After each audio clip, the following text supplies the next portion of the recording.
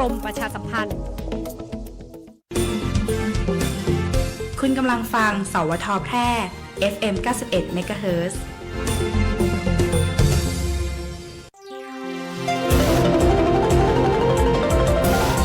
วิทยุแห่งประเทศไทยให้ความรู้คู่ความสุขที่นี่สถานีวิทยุกระจายเสียงแห่งประเทศไทยจังหวัดแพร่ส่งกระจายเสียงด้วยระบบ FM สเตอริโอมัลติเพล็กซ์ความถี่ 91 เมกะเฮิรตซ์จากนี้ไปติดตามรับฟังรายการวิทยุคนเมืองแพร่ไปจนถึงเวลา 11 นาฬิกาค่ะสถานีวิทยุกระจายเสียงแห่งประเทศไทยจังหวัดแพร่ร่วมกับชมรมวิทยุคนเมืองแพร่และบริษัทแพร่ซีเมนต์เซ็นเตอร์จำกัดขอเสนอรายการวิทยุคนเมืองแพร่หลากหลายสาระความรู้สุขภาพคลังสมองภูมิปัญญาวัฒนธรรมท้องถิ่นสารพันอาชีพเด็กเยาวชนและสังคมหมอกฎหมายทนายชาวบ้านติดตามรับฟังได้ที่นี่ทุกวันจันทร์ถึงศุกร์ 10:10 นถึง 11:00 นทางสถานีวิทยุกระจายเสียงแห่งประเทศไทยจังหวัดแพร่ FM 91 เมกะเฮิรตซ์วิทยุคนเมืองแพร่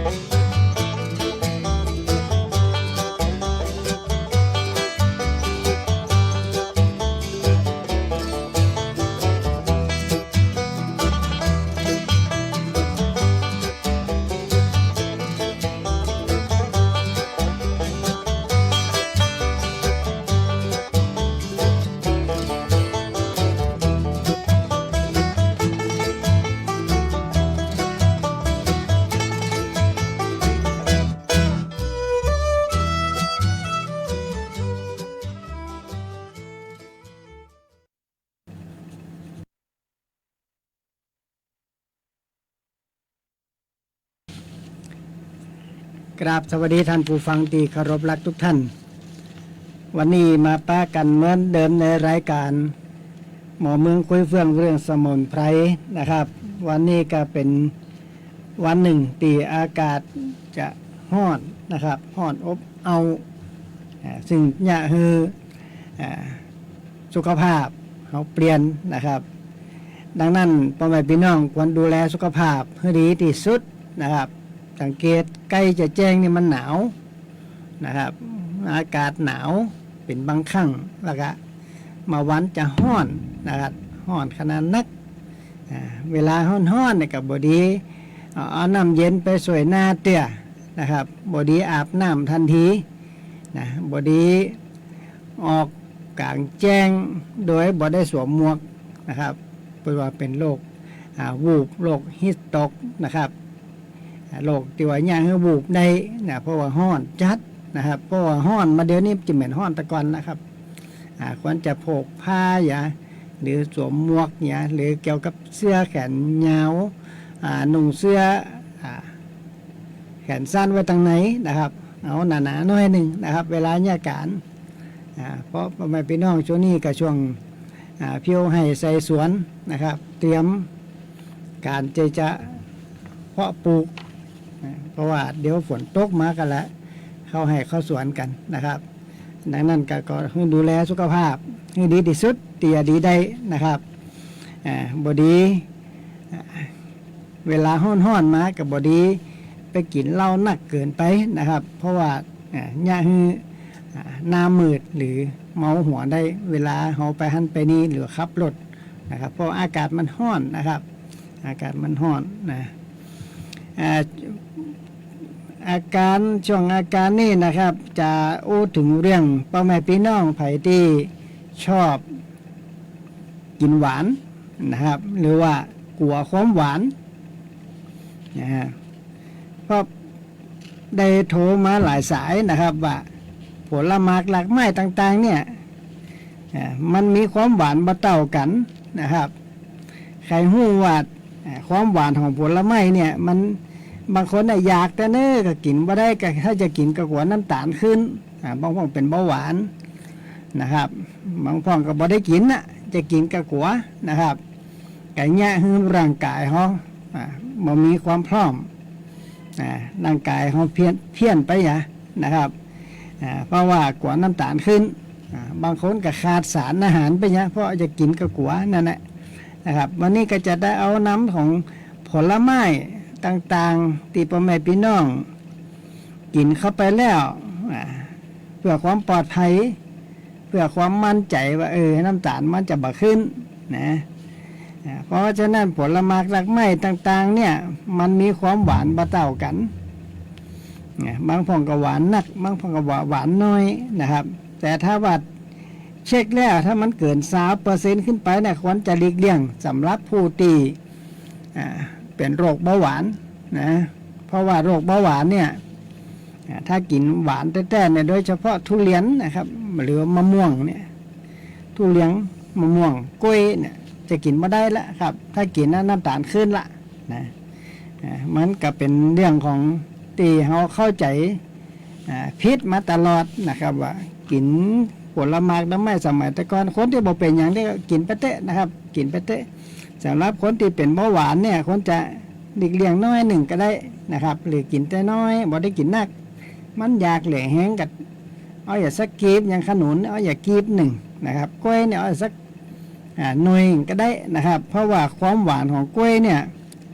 มันนักนะครับนักกว่ากล้วยอย่างอื่นนะ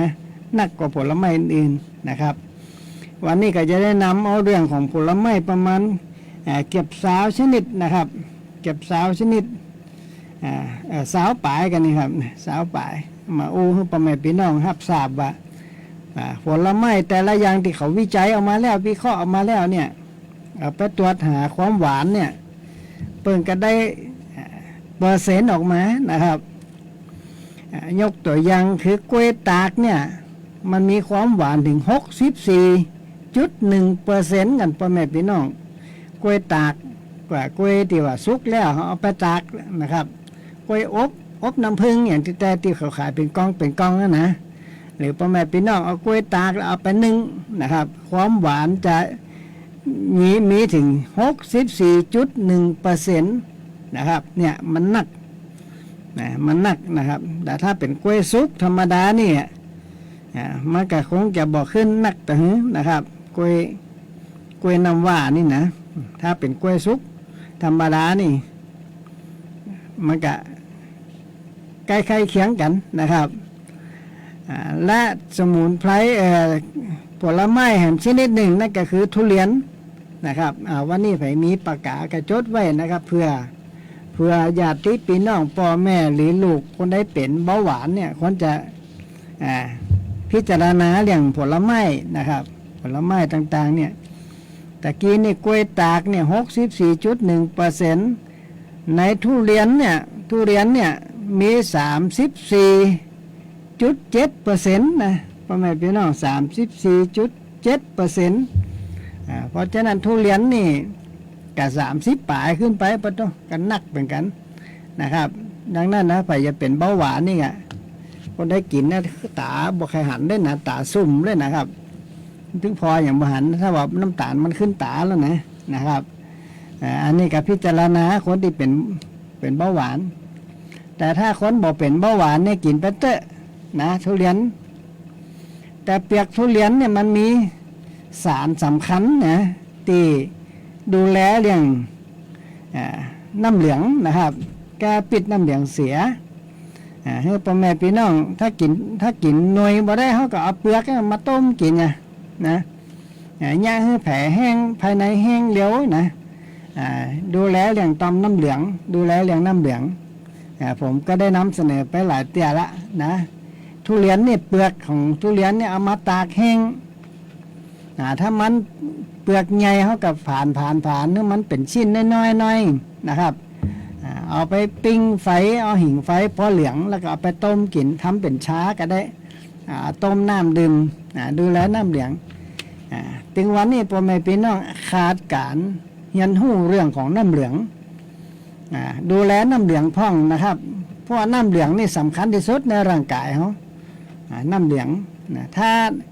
ตับบอดีเนี่ยน้ำเหลืองก็เป็นพิษนะครับพ่อแม่พี่น้องถ้าน้ำเหลืองเป็นพิษอะไรอย่างก็เกิดขึ้นหนึ่งเป็นแผลสองเป็นพดพื้นคันเนี่ยเป็นฝีเป็นสารเนี่ยเป็นมะเร็งนะครับมะเร็งในต่อมน้ำเหลือง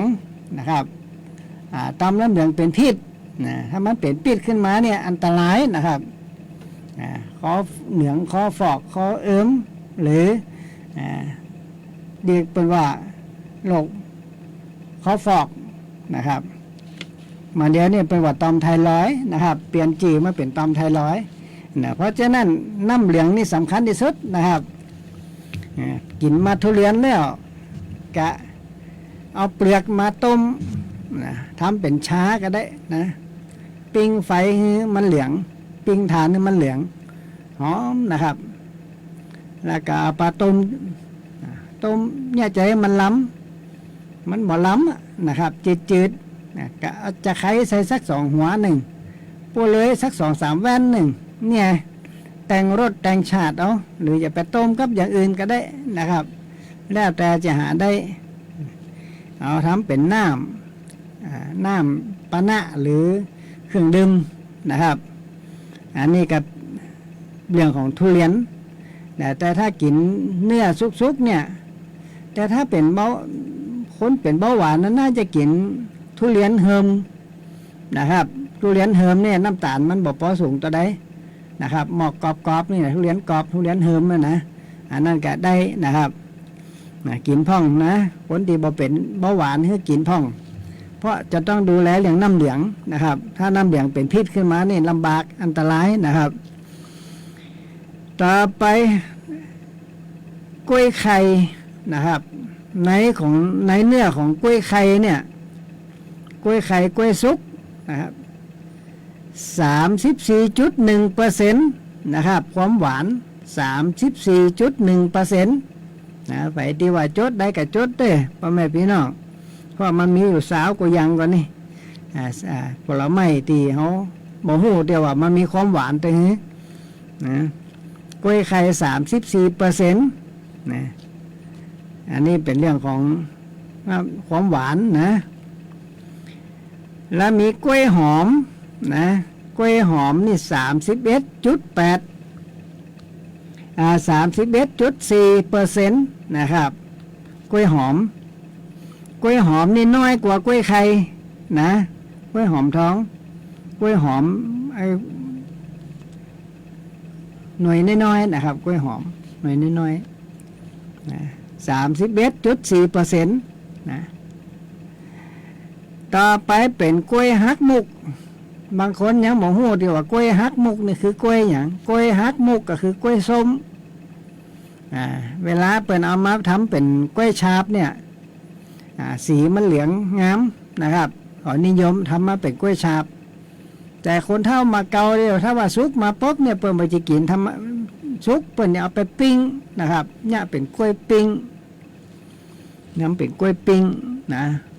แล้วก็เอาไปทำถ้าเอาไปทำเป็นกล้วยตากนะกล้วยตากกล้วยบดผงนี่นะเอาที่มันหมอกเหลืองเฮิมบอกเฮิมก็ได้นะเวลาเอาไปซอยตากแดดมันจะเหลืองเวลาบดเป็นผงออกมาแล้วมันก็จะหญ้าหื้อสีงามสีเหลืองอำซามเลยนะแล้วก็เวลาเอาไปชงนะสามารถชงกับกาแฟได้ชงกับน้ำตาลชงกับอย่างแล้วแต่เดี๋ยวเอาไปชงกับโอวัลตินเพราะมันหอมนะครับกล้วยฮักมุกเนี่ยเวลาเอาไปหั่นตากแดดแล้วเอาไปบดเป็นผงขึ้นมาเนี่ยดูแลเรื่องลำไส้เป็นแผลในกระเพาะต้านอนุมูลอิสระบอกให้ลำไส้เป็นมะเร็งเป็นแผลง่ายๆนะครับอันนี้ก็สามารถทำได้อยู่นะกล้วยฮักมุกมีความหวานอยู่ที่ 26.3% นะความหวานของกล้วยส้มกล้วยฮักมุกนี่นะ 26.3% นะครับพ่อแม่พี่น้องอันนี้ต่อไปเป็นกล้วยน้ำว่ากล้วยอ่องมะลิอ่องบอกว่าอ่องอย่างกระจ่างนะ กล้วยน้ำว้าเนี่ยมีความหวานถึง26%นะครับ26.1%นะครับกล้วยน้ำว้านี่26.1%น้อยกว่ากล้วยฮักมุกนะกล้วยส่วนมากเนี่ยกล้วยบดเป็นผงเนี่ยกล้วยตากส่วนมากเพิ่นจะเอากล้วยน้ำว้านะครับกล้วยอ่องผมก็ใจกล้วยอ่องกล้วยน้ำว้าเนี่ยแล้วก็กล้วยไข่ตัวนะครับผมก็เอามาซอยตากนะครับเอามาบดเป็นผงนะครับก็ใจอยู่ตลอดกินถึงวันนะครับกินถึงวันนะเอามาเข้าสมุนไพรกินถึงวันนะครับมาเจ้าก่อนไงก็ได้อย่างแก้วหนึ่งอะสบายนะครับระบบขับถ่ายก็ดีขึ้นบ่เคยมีปัญหาเรื่องระบบขับถ่ายสักเดียวนะครับระบบทางเดินอาหารบ่เคยเป็นโรคกระเพาะนะกินถึงวันนะครับเอากล้วยเนี่ยมาบดพร้อมกับข้าวหอมเกาชนิดก่อนตัวเหลืองตัวเขียวตัวดาวอินทราตัวดำตัวแดงอย่างพวกเนี้ยครับรวมถึงมานำแก้วมาฟักทองเนี่ยบดรวมกันหมดแล้วก็กล้วยน้ำว้านะครับเอามาผสมกันนะครับพ่อแม่พี่น้องก็สามารถเอากล้วยหมูเนี่ยนะครับเอาแบบแก่นะบางครั้งในกล้วยมันหักคอกับบอกไปหยังนะครับกล้วยมาบดตันแก่นี่นะซอยถึงเปลือกเวลาเขาอยากเอาทำกล้วยตากเนี่ยซอยถึงเปลือกนะครับลาไปตากแดดถึงแห้งแล้วก็ควายกันถ้ามีเครื่องอบก็อบให้มันหอมไล่ความชื้นเข้าไปนะครับบดเป็นจุนเก็บใส่กระป๋องเก็บใส่ขวดอย่างไว้เวลาเขาจะชงกินกาแฟกินโอวัลตินกินอย่างแล้วแต่นะครับบ่ใส่อย่างก็ได้นะเอามาชงกินทำเป็นเครื่องดื่มนะก่อนง่ายก็ได้ก่อนนอนก็ได้นะมันจะเนี่ยให้ร่างกายของสุขภาพเขาดีขึ้นนะครับกล้วยน้ำว้ากล้วยอ่องมีความหวานถ้าสุกมาแล้วปุ๊บเนี่ยความหวาน26.1%นี่แต่ถ้าเป็นขนุนเนาะนะครับขนุนพ่อแม่พี่น้องบ้านเขาเนี่ยบ่ใครนิยมกินมะหนุนสุกกันแต่นะครับปล่อยให้ดำข้างเก้าก็มีปล่อยให้หล่นไปก็มีนะผมไปหันตั้งกรุงเทพตั้งนวนครที่เคยไปออกบูธเนี่ยครับเขาเอามากำเป็นลำรถนะผมนึกว่ามากองไปพุบบันดอยนึกว่ามันจะบ่เสียงนี่นะเหลียวไปพอสักชั่วโมงเหลียวไปพอเนี่ยว่าเงาๆนะครับเขาชอบกินขนุนนะครับบ้านเขานี่บอกปอชอบแต่นี้มันหอมจริงๆผมชอบนะครับขนุนสรรพคุณทางยาสุดยอดเลยนะครับขนุนให้กินเอาตั้งกินตั้งแกงไปเลยนะครับเก่งมะหนุนนี่เนื้อไม่มะหนุนเนี่ยแก้ตกขาวเรือหลังนะฮะบำรุงกำลังแก้ตกขาวเรือหลังรักษามดลูกเอามาดองเหล้าก็ได้นะเป็นยาบำรุงกำลังกับว่าแกนขนุนนะครับเม็ดขนุนก็เป็นยาบำรุงกำลังบำรุงไขข้อบางคนนี่กินมะหนุนสุกแล้วแม่นเอาเม็ดมันขวางหมดเลยนะครับเอามาทำเป็นเชี่ยมก็ได้เอามาทำมาต้มกินธรรมดาใส่เกลือเยอะน้อยเนี่ยต้มให้มันแตกให้มันสุกกินข้าวแล้วได้สัก2 เม็ดก็ดีนะครับมันบำรุงไขข้อบำรุงกำลังเนี่ยพ่อแม่พี่น้องเม็ดมะหนุนนะครับถ้ามันสุกขึ้นมามีความหวานถึง23.7%นะขนุนนี่นะถ้าสุกขึ้นมาเนี่ยมีความหวาน 23.7% นะต่อไปผลไม้แห่งชนิดหนึ่งนั่นก็คือละมุดมันเอามะมุดนะครับมีถ้าสุกขึ้นมาเนี่ยความหวาน21.9%นะมันมีความหวานอยู่ในตัว21.9% นะครับละมุดสุกมันถึงเขานึกว่ามันหวานขนาดนั้นแต่มี21.9%แต่อันนะครับน้อยกว่าขนุนต่อไปน้อยนามาเน่นะครับมี20%นะครับมาแน่นี่20%ความหวานไผ่มีมาแน่ข้างเก้านะครับมาแน่ข้างเก้าเนี่ยสุดยอดนะพ่อแม่พี่น้องหน่วยน้อยๆที่มันข้างเก้าปิดมาตากแดดนี่แห้งฝนมาเกานี่เป็นมาฝนจะตับมาแค่น้อยหนึ่งเอามาแน่ไผ่เป็นแผลเรื้อรัง แผลหัวเข่าเถอะก็ตีว่า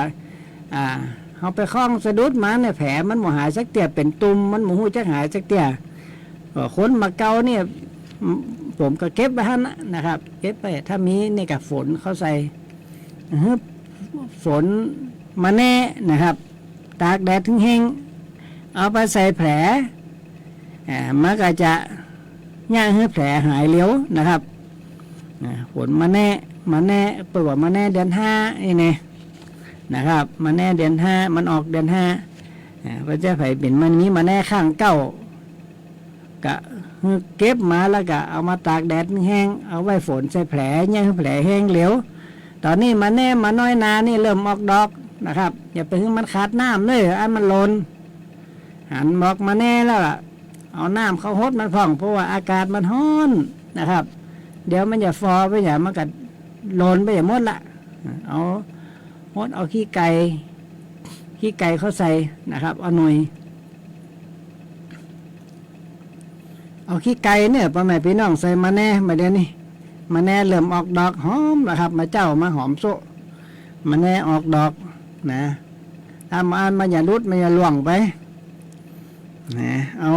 ขี้ไก่เข้าใส่เปลือกให้หน่วยมันดกให้หน่วยมันออกขี้หมูเอาหัวขี้งัวเอาใบขี้ไก่เอาหน่วยนะครับถ้าไผ่จะเอาปุ๋ยมักปุ๋ยชีวภาพมันเข้าใส่ผลไม้หลังไม้ก็ให้เรียกเอานะครับใส่ให้ถูกตีนะต่อไปสมุนไพรตีย่าให้ความหวานคงที่นะนั่นคือมะม่วงอกล่องมะม่วงอกล่องนี่ 17.7% มะม่วงสุกมะม่วงอกล่องนี่นะและมะม่วงน้ำดอกไม้นี่มันเป็นบว่านี่เอาเป็นว่าแต่ของโบราณนะครับมะม่วงอกล่องมี 17.7% นะถ้าว่าไผ่มีมะม่วงอกล่องนี่หูล้ำนะครับกับเขาล้ำกว่ามะม่วงอย่างอื่นนะมี 17.7% ความหวานนะถ้าได้กินข้าวแล้วได้มะม่วงอย่างกระจ่างน้ำมะม่วงสุกช่วงนี้นะอากาศมันร้อนตบท่าได้มะม่วงสัก4-5 ชิ้นนี่กะกินข้าวอิ่มเหมือนนะครับอิ่มเหมือนโดยเฉพาะผู้สูงวัยนะครับมะม่วงอกล่อง 17.7% ความหวานนะสำหรับลำไยลิ้นมะเงาะต่อไปนี่มะเงาะก็จะเริ่มออกละมะเงาะลิ้นจีออกละนะครับมะเงาะนี่ 16.5% เนี่ยพ่อแม่พี่น้องเงาะ 16.5%ถัดไปลิ้นจี 16.3% นะครับลิ้นจี 16.3% กับบปอนักถึงนะครับกินได้ไปเป็นเบาหวานในกินมื้อเนี่ยนะครับให้เรียกเอาเน้ออกล่อง 17.7 เงาะ 16.5 ลิ้นจี 16.3 นะครับถ้าเป็นมะม่วงสุกมะม่วงทั้งหลายแลเนี่ยมะม่วงอย่างนี้ที่ว่านี่เป็นว่ามะม่วงรวมไปเลยนี่มะม่วงสุกทั้งหลายแลเนี่ย 15.9% นะมะม่วงน้ำดอกไม้อย่างนี้นะ 15.9% อันนี้กินได้เน้อคนเป็นเบาหวานบ่ถึง 20% นะครับมะม่วงต่อไปคนที่เป็นเบาหวานเนี่ยที่ว่ากลัวๆเนี่ยมันมีแค่ 15.9% อันนะมาลำไยนี่น้อยกว่ามะม่วงเหมือนกันนะครับมาลำไยกินได้เน้อคนเป็นเบาหวาน 15.6% นะครับลำไยนะครับแอปเปิ้ลนะครับ 15.2% นะครับ 15.2% ถ้าเป็นมะม่วงดิบดูเอามาจิ้มน้ำพริกน้ำพริกเนี่ยกระจ่างมะม่วงดิบต่างๆเนี่ยมีอยู่ 15.0% กินได้นะครับกินได้มาฝางเหลือมะปรางนะครับมี 15.0% อันนี้เป็นสมุนไพรที่เป็นผลไม้ที่เนี่ยมีความหวานนะครับที่เขากลัวๆกันนะครับเดี๋ยวเรามาอู้กันต่อเรื่องผลไม้ที่มีความหวานนะครับแตกต่างกันไปเรามาฟังเสียงเพลงสักเพลง2 เพลงนะครับเจนพ่อแม่พี่น้องรับฟังเสียงเพลงได้เลยครับ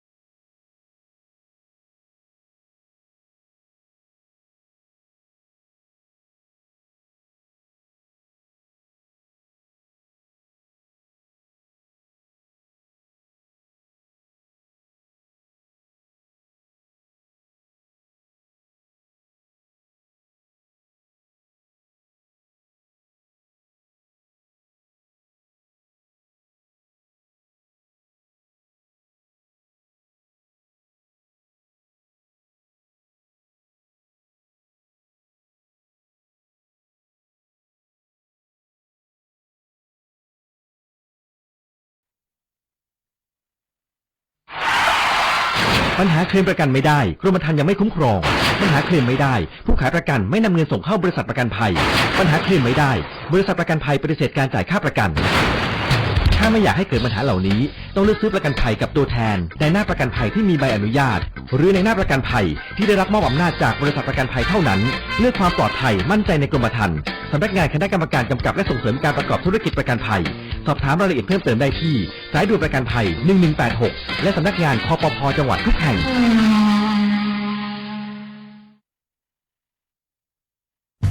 ตาขวางเดินโซเซ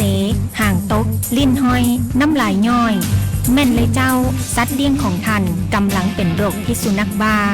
เพื่อบ่ให้มีการสูญเสียชีวิตจากโรคพิษสุนัขบ้าเฮาผู้คนต้องเป็นส่วนหนึ่งในการเฝ้าระวังป้องกันควบคุมและบูรณาการร่วมกันกำจัดโรคพิษสุนัขบ้าให้หมดไปจากประเทศไทย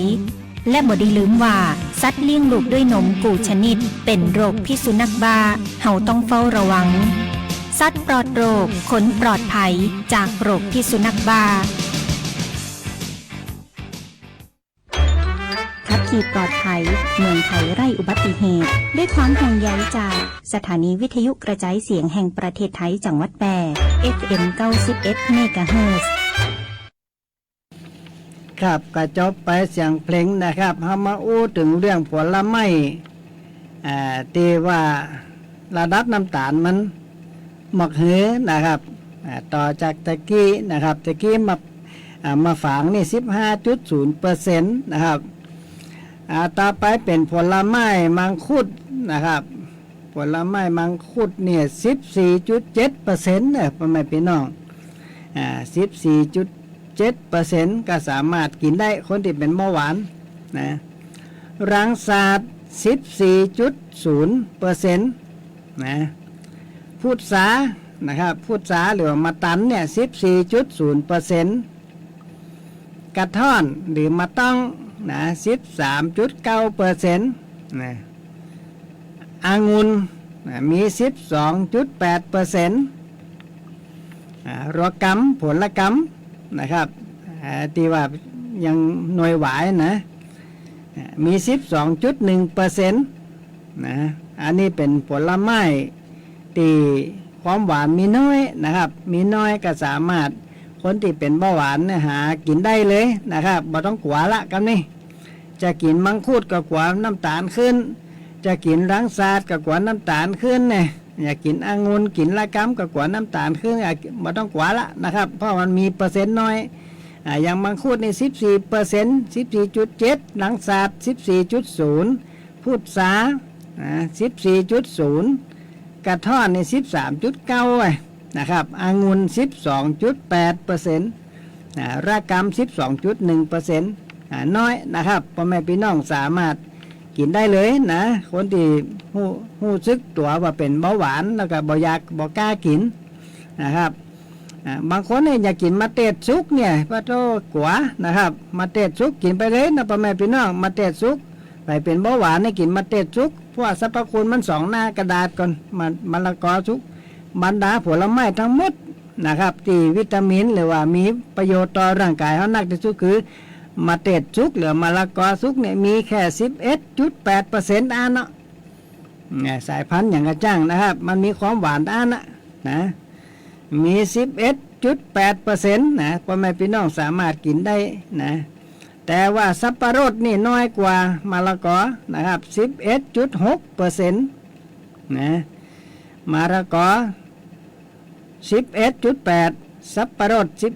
11.6 นะจะได้นะครับฝรั่งเนาะนะครับฝรั่งมาฝรั่งมันเอามาแก้วมันแก้วนะครับฝรั่ง 11.6% ฝรั่งนี่ 11.6% มาส้มเกียง 11.2 นะต่อไปเป็นส้มเขียวหวาน 11.2 ส้มเกียงกับมะขูนหรือมาอย่างมื้อเนี่ยส้มเขียวหวานเนี่ยมีน้ำตาลใกล้เคียงกันนะครับเท่ากัน 11.2% ก็สามารถกินได้เลยนะคนเป็นเบาหวานอยากกินเป็นกำหน่วย2หน่วยได้เลยนะครับไม่ต้องกลัวน้ำตาลมันจะขึ้นมาส้มโอ 9.5 อันนี้ก็ยังกินได้อยู่นะส้มจุกนะส้มจุกมันอยู่บ้านเราว่าส้มจุกเนี่ยเตียวหัวมันซุ่มๆนั่นนะแค่ยังมาขูนนะครับ 9.2 9.2 อันนี้ก็สามารถกินได้เลยคนที่เป็นเบาหวานชมพู่สาแรกนะครับชมพู่สาแรก 9.5 สตรอเบอรี่นะ 7.6 ชมพูนาค 7.3 มาเต้าด้วยนะครับมาเต้าที่เป็นขายกลางตังเนี่ยมันจะแดงบ่แดงมันจะหน่วยใหญ่หน่วยน้อยเนี่ย 4.9 นะครับ 4.9 เปอร์เซ็นต์น้อยนะพ่อแม่พี่น้องเนี่ยบางคนอยากกินมาเต้าก็กลัวน้ำตาลขึ้นขยากกินแต่เนื้อนะครับหั่นเป็นแดงครึ่งมาเต้านี่มันเป็นยาเย็นนะครับมันยาเย็นแตงโมหมูนี่แตงโมมันเป็นสมุนไพรที่มีรสเย็นกินไปแล้วเนี่ยคนที่เป็นไข้เนี่ยกินมาเต้าแต่เวลาคนกินยาถ้าว่าไปกินยาอย่างกระจ่างนะครับยาพารายาอย่างกระจ่างยาหักสมรักษาที่เขาจ่ายขึ้นนะถ้าไปกินมาเต้าก็แล้วจาดละนะครับแตงโมแตงกวาสับปะรดมะละกออย่างนี้เนี่ยหน่อไม้ทุกชนิดผักกาดขาวผักกาดหัวผักกาดหอมผักกาดเฉดมาฟักแฝงแตงโมแตงกวาสับปะรดผักบุ้งมะละกอโมนี่ให้ยามุดลิดเนื้อพ่อแม่พี่น้องนะแต่ว่าแตงโมเนี่ยให้ยามุดลิดทันทีนะกินยาเหมือนบ่ได้กินยาไอ้เด้น่ะกินเหล้าก็ลองกินแตงโมเดี๋ยวกับไม้เยอะๆนะครับกินเหล้าแล้วเอามาเต้าไปแก้มไม้เยอะๆเพราะฉะนั้นคนที่เมาเหล้าขำมาให้กินมาเต้านะครับมีความหวานแค่ 4.9% นะ 4.9%ให้พ่อแม่พี่น้องเลือกเอานะครับระหว่างผลไม้ที่กามานี่เนี่ย30 กว่าอย่างนี่ครับ30 กว่าอย่างสามารถพ่อแม่พี่น้องสามารถถ้าจดได้ก็จดถ้าจดบ่ได้บ่ตันก็โทรมาถามที่หลังนะครับ0861966354นะครับ0861966354สามารถโทรถ้าพยาไปแอวบ้านนะครับช่วงนี้มีเมล็ดพันธุ์มาแปบนะครับมาแปบพันธุ์พื้นเมืองของเขาเนี่ยก็สามารถไปเอาได้เลยนะครับมีปอใจปอแจกคือมาแปบมีอยู่ 3-4 แปบแบบใหญ่แบบน้อยแบบป้อมแบบกลมมีหมดนะครับสามารถไปเที่ยวบ่มีเมล็ดพันธุ์วันที่16ที่จะถึงนี้นะครับตั้งสทจ.แปรฝ่ายส่งเสริมนะครับเภสัชกรรมนะครับก็จะได้นำทีมหมอพื้นบ้านไปสำรวจป่าตีน้ำตกแม่เกิงนะครับเขตอุทยานนะก็เจนหมอพื้นบ้านหมอเมืองทั้งหลายไปร่วมเดินป่านะครับเพื่อไปเรียนรู้เกี่ยวกับสมุนไพรที่หายากนะครับพร้อมด้วยเภสัชหรือหมอฝ่ายเภสัชนะครับเปิ่นก็จะไปศึกษาเรียนรู้ก็เลยบอกให้ผมไปเป็นวิทยากรบรรยายตามป่านะครับเดินป่าวันนั้นถ้าไผ่พ่อแม่พี่น้องต้องการยาสมทบหรือว่าจะไปแอลตัวเนี่ยนี่ไปแจ้งที่ห้องฝ่ายเภสัชนะครับตีจังหวัดที่สาธารณสุขจังหวัดท่านได้นะครับจันลุ่มนะครับทั้งเหนือจะไปแอลปลาตัวนะก็ไปแอลไปแจ้งไปท่านเพื่อจะไปเวลาใดเนี่ยก็ไปถามท่านเลยนะครับผมจะออกตั้งลงกวางนี่ก็จะออกจากโรงพยาบาลลงกวางมาประมาณ6 โมงนะครับหมอปืนบ้านตั้งลงกวางตัวดีเนี่ยไปรวมก่อนตีโรงพยาบาลลงกวางนะตั้งอำเภอร้องก็ไปป้ากันที่ข้างตางนั้นนะครับเพราะฉะนั้นก็อย่าไปลืมนะครับวันที่16จะออกสำรวจสมุนไพรเขตอุทยานแปรน้ำตกแม่เกิงนะครับพร้อมเพียงกันนะครับ ถ้าไผไปนี่ชุดเดินป่าอย่าไปลืมเกียกบูดบางข้างบางตีนี่มันยังมีน้ำนะครับ ถ้าซุปเกียกตีว่าบ่ใจเกียงบูดไปเนี่ยเกียกขาวๆเนี่ยมันเปี้ยหรือฟองน้ำเนี่ยบ่ได้นะครับบางฝ่องก็ใส่ถุงเท้าไปเนี่ยเฮือเปียกยุงกับบ่ครบตาตอมนี้นะเอาเกียกบูดเด้อหาไปป่านุ่งผ้าหนาๆน้อยหนึ่งกันยุงครบหลังเสื้อแขนยาวหมวกมีผ้าขาม้ากับผ้าขาม้าไปตัวยากันยุงบ่ได้ลืมนะครับติดตัวไปเพราะมันป่าเข้าป่าดงดิบนะครับป่าดงดิบไปตีนน้ำตกแม่เกิงนะครับเตรียมอย่างไปกับไปกินกับปุ้นนะครับไปบ่ชอบเข้ากองกะมีน้ำพริกมีอย่างกับลาบ5ด้วยเนี่ยนะครับไปลาบ5ได้กับลาบ5ไปกินกับปุ้นนะครับในป่าปุ้นน้ำตกแม่เกิงเนื้อวันที่16นะสำหรับพ่อแม่พี่น้องท่านผู้ฟังต้องการอยากจะใครหู้เรื่องของสุขภาพนะครับเรื่องของสุขภาพกะโทรมาก่อนโทรมาก่อนที่0861966354เอาวันเดือนปีเกิดมานะครับพ่อแม่พี่น้องก็จะได้เฮาผู้ว่าตัวเฮาเนี่ยเป็นธาตุอะไรหยังเกิดมาเป็นธาตุอะไรหยังจะได้กินอาหารในถูกธาตุจะได้ป้องกันให้ได้ถูกตีเพื่อจะได้บอกให้มันเป็นนักจากนักก็คือมันเป็นเบาจากเบาก็คือมันหายไปนะเกิดสมมติว่ายังคนเกิดกันยาเนี่ยกันยานี่โรคน้อยปอครับพฤศจิกานะครับฝ่ายเกิดกันยานี่อายุขึ้นแทน80ขึ้นไปนะครับ